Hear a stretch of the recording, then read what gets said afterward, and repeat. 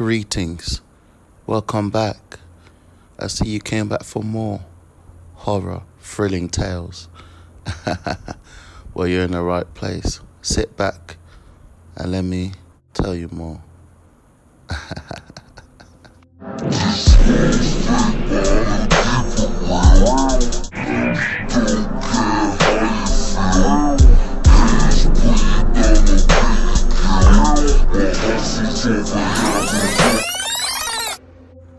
Number 1. The Romanian Gypsy Rose Vendor, Bucharest, Romania.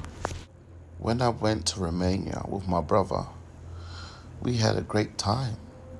I'm sure many of you have seen the film Drag Me to Hell. And if you haven't, it's basically about a young woman who pretty much angers a Romanian gypsy lady who casts a spell, or if you can say, a hex on her. When I was in Romania, I was encountered actually by and approached by a lot of these Romanian gypsy rose vendors.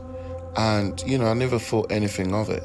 And I always just tried to always ignore them or walk past them or pretend I didn't even hear what they said.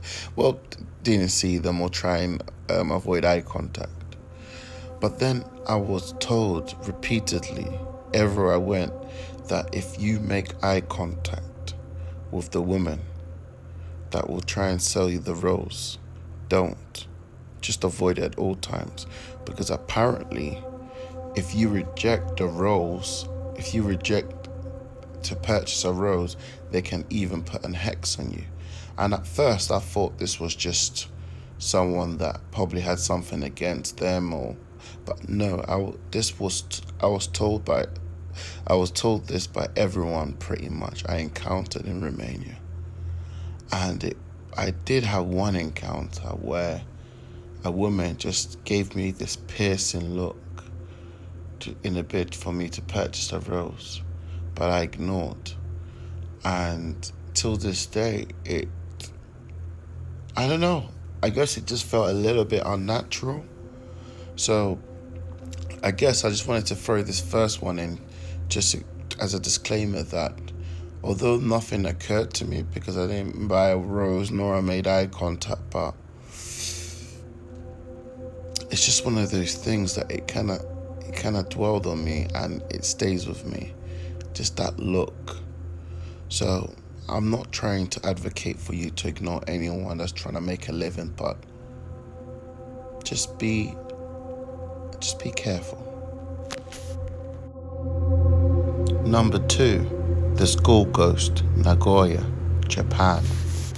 It was almost as if it was yesterday when I was teaching in Japan. I had a job of teaching in an international school in Nagoya, to be precise. I thought nothing of it, but I did feel something during my time there. I recall at times having to lock up when I was placed and scheduled to do the late shifts. And this was around 8 p.m. I was always lock up and put down the shutters in the kindergarten area. And I always felt something as if someone was watching me. There was a cold breeze that lurked around, even though I was indoors.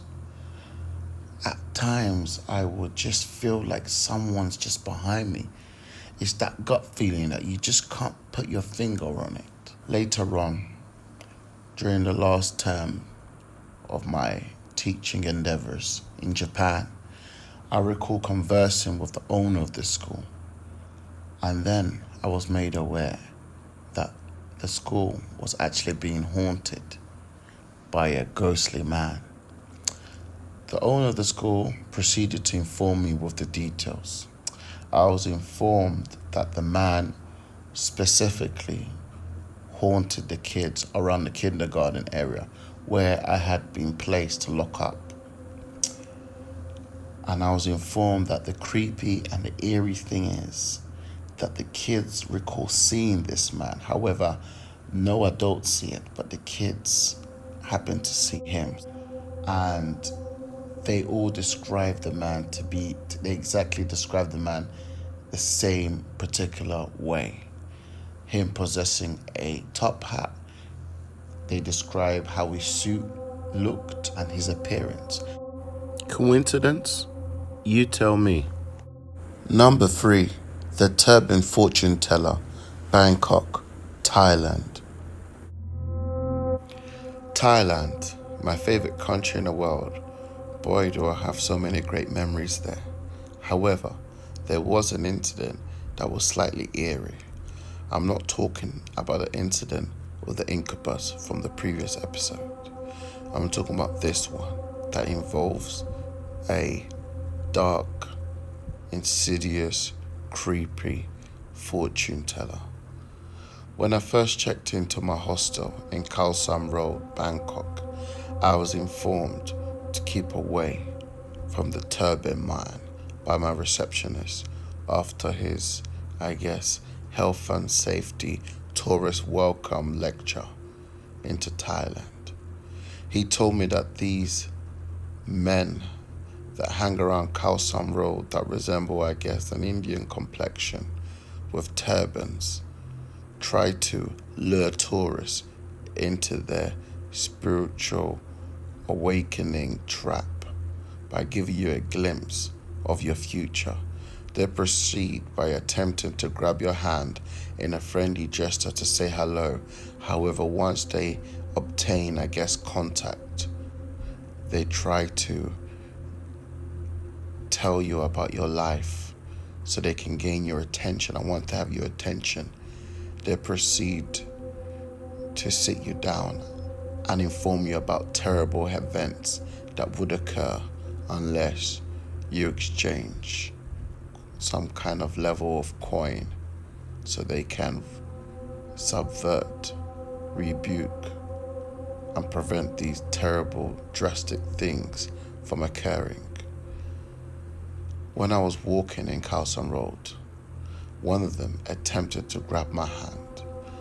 I tried to dodge him, and he slightly smiled, as if he knew the truth, and he knew why I did what I did. I guess he sensed something about me. I am a proud Christian, and I believe that he sensed something holy about myself. This happened several times, but I do have to admit, there was one time he did, however, grab my hand.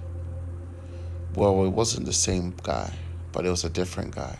He caught me off guard. He grabbed me from the back. I guess it's instant reaction. When someone raises their hand to greet you, you duplicate. You do the same. Guess it's just called having humility and being humble.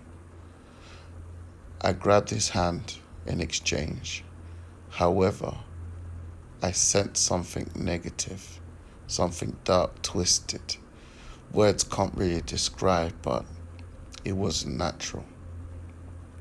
I quickly backtracked and moved my hands away when he just smiled, and from the inside I just started praying non-stop, and I was just trying to prevent anything that he was trying to cast on me.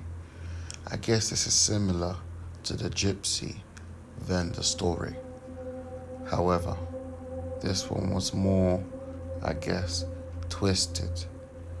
It's one of those things when you had to kind of be there and experience it to comprehend. And that's about it. I shouldn't have to remind you that all these tales are true experiences that occurred to me while traveling. I hope when you travel, you can execute a level of caution. Feel free to grace this comment section with your own personal travel horror stories.